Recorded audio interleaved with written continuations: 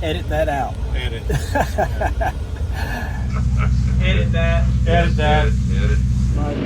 Here we go.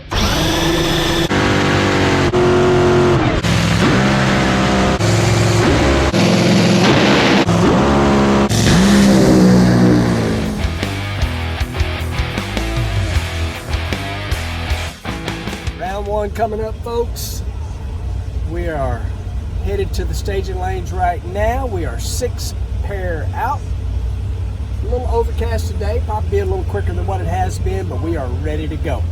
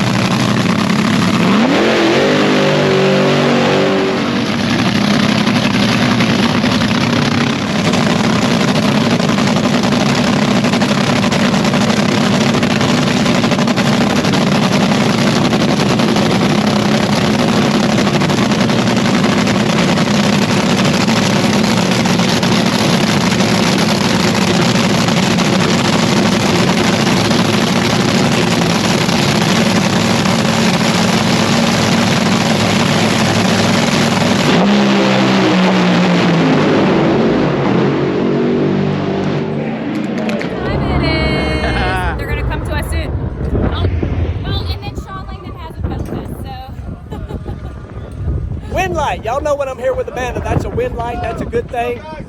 I tell you, this is awesome. 375, I don't know what we went to speed, doesn't matter, got the wind light, that's all that matters. Going to the next round. That's right. A little different view for you guys. Riding back with the DHL camp. Sean Langdon just turned the wind light on. Round one, we got a wind light. I don't know what the ladder is. There goes another pedal fest and a big boomer, it sounded like. Did not sound good. Anyway, we rolling. You know, he's pretty good. Well, he's not pretty good. He's a real good judge of stuff. So yeah. And you know, I think people that spawn, they probably just missed it. Yeah. You know, AJ went 77 down it, so I was pretty confident we could do the same thing. And your R75 is a good 74. Like I didn't chunk it, but I just got. Okay. I didn't do the bump. The race day stage. The race day stage. Yeah. Yeah, I called it right. I stole one from you. That's okay. You can steal whatever. Jesus. Nice job, brother. So that's really a 047. Yeah. And I told him on the radio I missed it. Like I didn't think I really caught it. I don't need to catch it no better than that. Yeah, I heard Alan Reiner say you knocked the tree down on the way back. No, we keep, the motor keeps responding. You got a little more RPM? A little bit more, it's getting better. I didn't see anything stupid. They shot a spark plug out, but you know, this all dropped off, so I'm guessing, what number was that? Center of the spark plug. Must have been number 7. Yeah. And that's when this deal dropped out. Hey Jim, that set of tires is junk. Okay. Both sides. Both sides? Yep. All right, well, I guess on the left side, it looks like it ran over something and cut it, because it's like a line. Okay. So. It's possible. You want the new ones? Yep. The 117s? Yeah. Yeah, we'll just put them on. Okay. We'll work around it. All right. We got it. I was hoping we could just run them in Charlotte, but that's okay. Beggars can't be choosers. Nope, we gotta have tires. We gotta have big round things on the back. I am sweating, and I'm not normally a sweater. Well, I was sweating for that run, just so you know. I was You too. lined up on the biggest bald patch on the starting line. Did you know it? Way over. Dude. Well, that's where everybody was, and there was a little bald spot back there, but I don't ever worry, especially this thing's like Right stuck. there. Yeah. I was like, and when he rolled forward, he was on it. Yeah. I'm like, That's where how did everybody was how at. did we hit that? Yeah. We needed the wheel speed, Doug. Yeah. It worked. It worked. You just keep doing what you're doing. I'll look for bald spots. Edit that. Edit that. Edit. Jimbo, I was worried about that one. Yeah, me I too. was. What'd you run anyway? 75. Technically a 74. I stole 100 to stage it. Oh, he was wanting mid 70 to. Well, no, you said 69 to 71. You were Yeah. off, Jimbo. And when I saw people kind of slowing down up there, and I'm like, man, I think this air's gotten a lot worse than what we think. I saw you in there turning knobs. I knew you were slowing it down. Yeah, and then I saw some tire smoke before the 330, and I go, man, I'm being pretty aggressive here. I said, I need to. Good race day ahead. I need to like be that. smart. Like a race day ahead. Yep. I like that. I like the 75. Blower's fine. Number 2 gasket's better, but it could use a little bit more help. But I think if we got another gasket, we'll just put it on. Oh yeah, no, we'll just do that. That one we need to be a little bit more aggressive how we get after it. What do we got today? Okay, folks, we are rolling up for round number 2. Racing Billy Torrance. We went 375 last round. He went 374. I suspect we will be in the right lane again. That's just my guess because he was in the left, but bearings looked wonderful. Engine looked wonderful.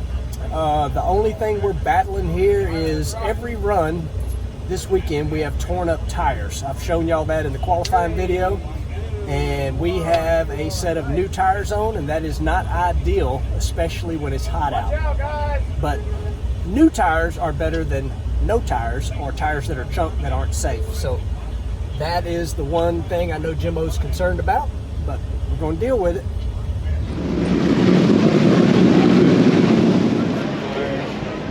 Billy Torrance, Illinois.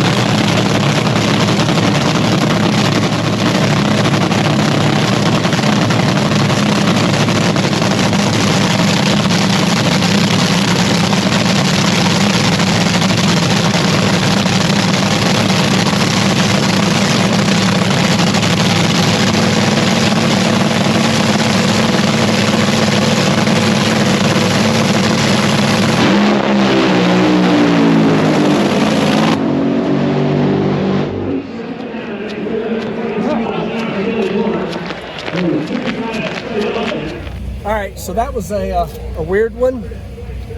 When I was getting ready to stage the car, I was telling them on the radio I have no throttle. So part of my process, I load my foot a little on the gas pedal, and the safety system apparently had went off, and what that does on our car is deactivates the throttle pedal. So I had no throttle pedal, and I staged.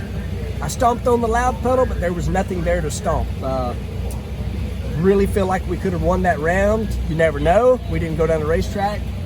Man, race cars, it's you always find some new way to lose a run, and that's a new one. I broke throttle cables before, but this was not a broken throttle cable. That throttle cable's brand new on there, and dang it, drag racing. Drag racing. It's a drag sometimes. I don't have an answer.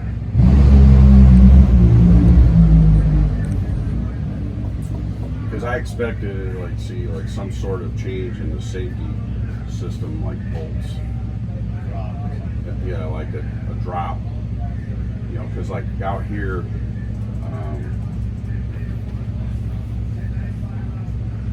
the safety system drops off here. So I'm not sure what. But it lost, which it should. Something happened. Yeah, something shut off. But this was after he hit the throttle, yeah, or attempted to hit it. I didn't attempt. I hit it. It just wasn't nothing there. Yeah, there's nothing there. Let's just take a look at all just so the you know, I was triple O on that tree. Oh yeah, I knew it. I was triple O. I knew it.